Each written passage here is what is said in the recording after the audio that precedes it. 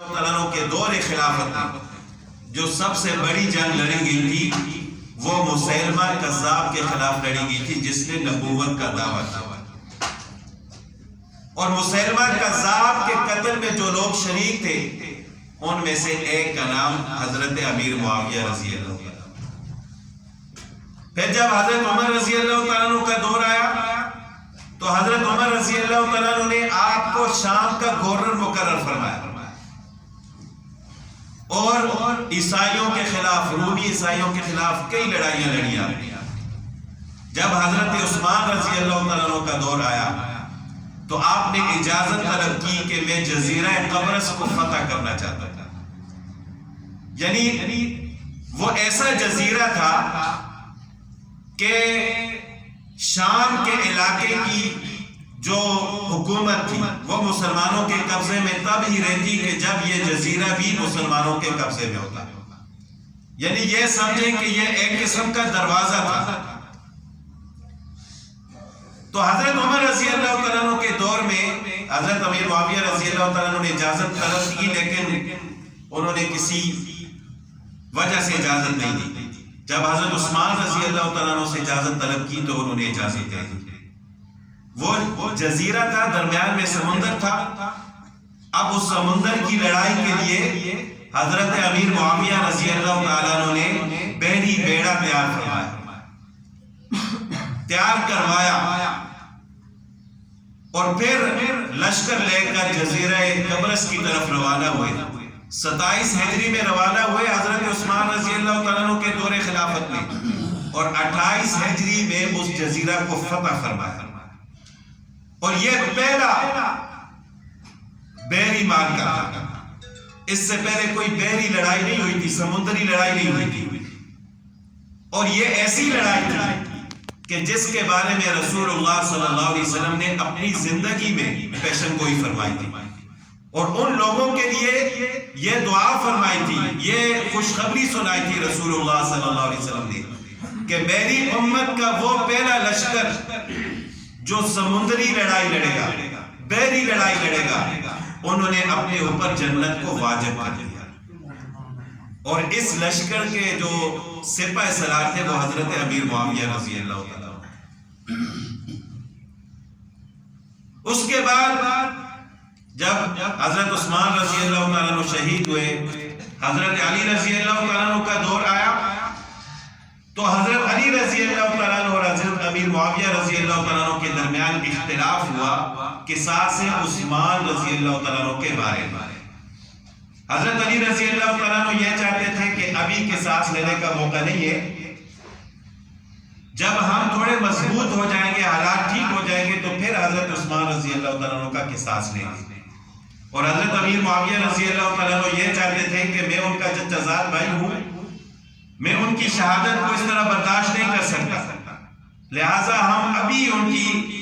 ان کے قاتلوں سے جو ہے بدلہ لیں گے اور ان کا قصاص لیں گے۔ تو یہ اختلاف بڑھتا بڑھتا ایسا بڑا کہ یہ جنگ کی صورت اس نے اختیار کر لی،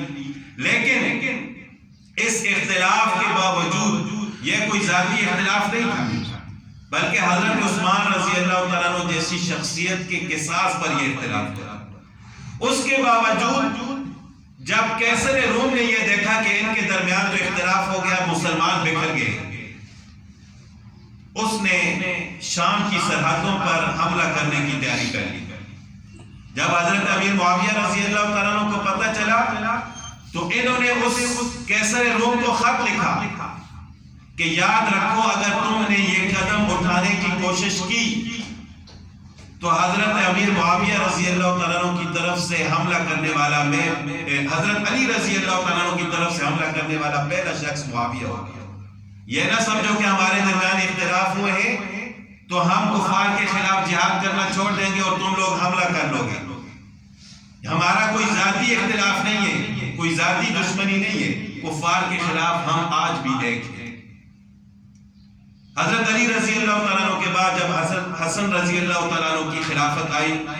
تو حضرت امیر معاویہ رضی اللہ عنہ نے ایک سادے کاغذ پر نیچے دستخط کیا، مہر لگائی اور حضرت حسن رضی اللہ عنہ کی طرف بھیجا۔ کہ میں آپ سے صلح کرنا چاہتا ہوں، آپ اس پر صلح کی شرائط خود لکھیں، مجھے نہیں پتا کہ آپ کیا لکھیں گے، میں نے پہلے ہی سے نیچے دستخط کر لیا، صلح کی شرائط آپ لکھیں، آپ جو کچھ بھی لکھیں گے وہ مجھے منظور ہوگا۔ حضرت حسن رضی اللہ تعالیٰ عنہ نے شرائط لکھی، حضرت امیر معاویہ رضی اللہ تعالیٰ عنہ نے ان کو پہلے سے ہی قبول کر لیا تھا، تو اس طرح حضرت حسن رضی اللہ تعالیٰ عنہ نے اپنی خلافت حضرت امیر معاویہ رضی اللہ تعالیٰ عنہ کے سپرد کر دی۔ اور یہ وہ وقت تھا کہ کئی سالوں کے بعد مسلمان دوبارہ ایک جھنڈے کے نیچے جمع ہوئے، اور اس سال جس سال حضرت امیر معاویہ رضی اللہ تعالیٰ عنہ حضرت حسن رضی اللہ تعالیٰ عنہ کی صلح ہوئی تھی، تاریخ میں اس سال کو عام الجمع کہا جاتا ہے کہ جمع ہونے کا سال، دوبارہ مسلمان ایک جھنڈے کے نیچے جمع ہوئے تھے، اور اس وقت جتنے بھی مسلمان تھے ان سب نے حضرت امیر معاویہ رضی اللہ تعالیٰ عنہ کے ہاتھ پر بیعت کر لی۔ تو اس وقت جب خلافت ان کے سپرد کی گئی تو پھر حضرت امیر معاویہ رضی اللہ تعالیٰ عنہ نے حضرت حسن رضی اللہ تعالیٰ عنہ کے لیے ماہانہ وظیفہ مقرر فرمایا جو عزت کے ساتھ ان کو دیا جاتا تھا۔ ایک شخص نے حضرت عبداللہ ابن مبارک رحمت اللہ علیہ سے پوچھا، حضرت امیر معاویہ رضی اللہ تعالیٰ عنہ کے بارے میں آپ کا کیا خیال ہے؟ تو حضرت عبداللہ بن مبارک رحمت اللہ علیہ نے فرمایا کہ آپ اس شخص کے بارے میں کیا پوچھتے ہو کہ جس نے رسول اللہ صلی اللہ علیہ وسلم کے پیچھے نماز پڑھی ہو، جب رسول اللہ صلی اللہ علیہ وسلم نے سمع اللہ لمن حمدہ کہا ہو تو اس نے ربنا ولک الحمد کہا۔ اس شخص کے بارے میں آپ کیا پوچھتے ہو؟ اور اسی طرح حضرت عبداللہ بن مبارک رحمت اللہ علیہ سے کسی نے پوچھا کہ حضرت امیر معاویہ رضی اللہ تعالیٰ عنہ اور حضرت عمر بن عبدالعزیز رحمت اللہ علیہ میں سے کون افضل ہے؟ سوال کرنے والے نے سوال بڑا عجیب کیا ہے۔ ایک طرف حضرت امیر معاویہ رضی اللہ تعالیٰ عنہ کو رکھا اور دوسری طرف عمر بن عبدالعزیز رحمت اللہ علیہ جو کہ ایک تابعی ہے،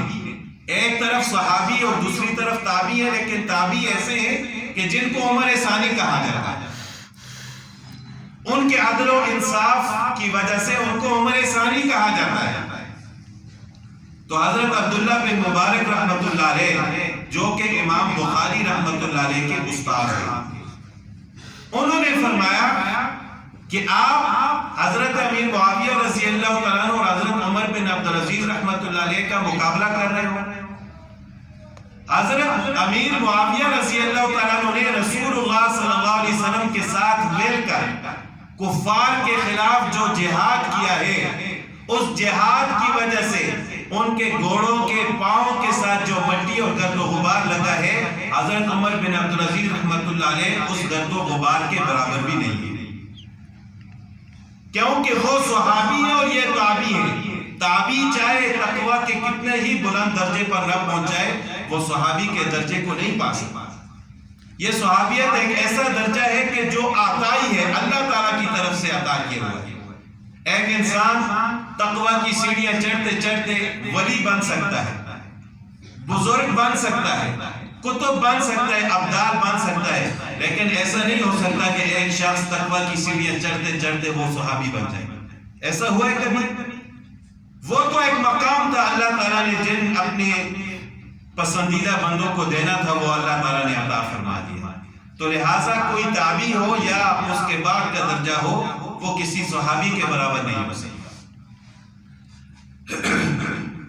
اور اطاعت رسول صلی اللہ علیہ وسلم دیکھیں کہ ایک دفعہ عیسائیوں، رومی عیسائیوں اور مسلمانوں کے درمیان یہ معاہدہ ہوا کہ ہم اتنے عرصے تک جنگ نہیں کریں گے۔ اب